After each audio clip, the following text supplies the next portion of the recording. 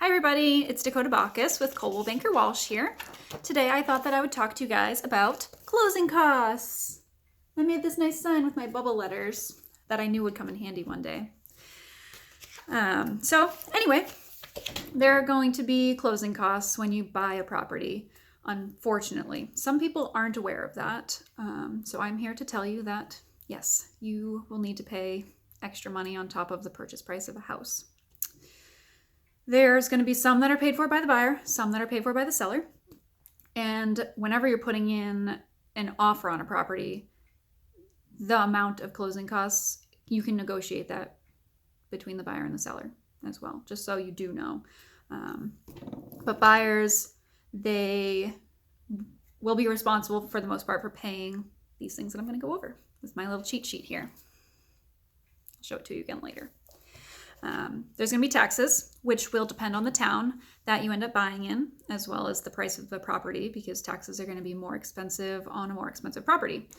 Also, the tax rate is different in each town, so that's something that you should pay attention to when you're looking at properties. Then buyers are going to have to pay for 1 year of homeowners insurance, the cost of that will depend on the insurance company that you go through, but it's usually around $500 to $800.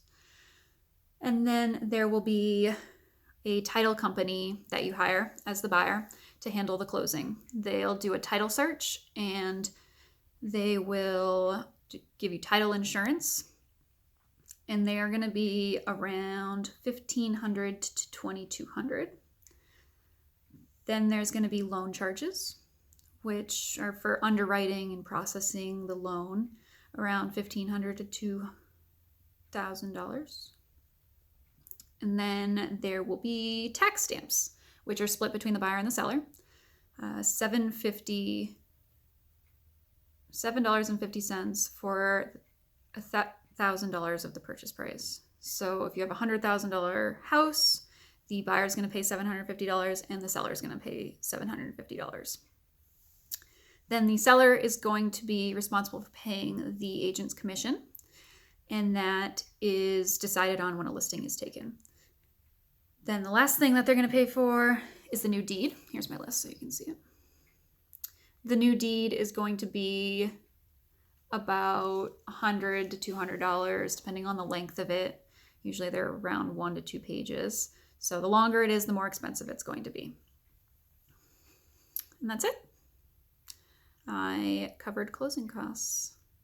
Not in depth at all. If you want to know more about what each of these things actually are, I would be happy to talk to you about that. But it is good to know that there's going to be a few $1,000s extra that you should need to keep in mind when looking for a property. And not to scare you, because you can ask the seller to pay for those too as part of your offer. And if you know anybody that's going to be moving soon, selling their house, buying a house, I would be more than happy to help them, and I hope that you send them my way. Have a great night, everyone.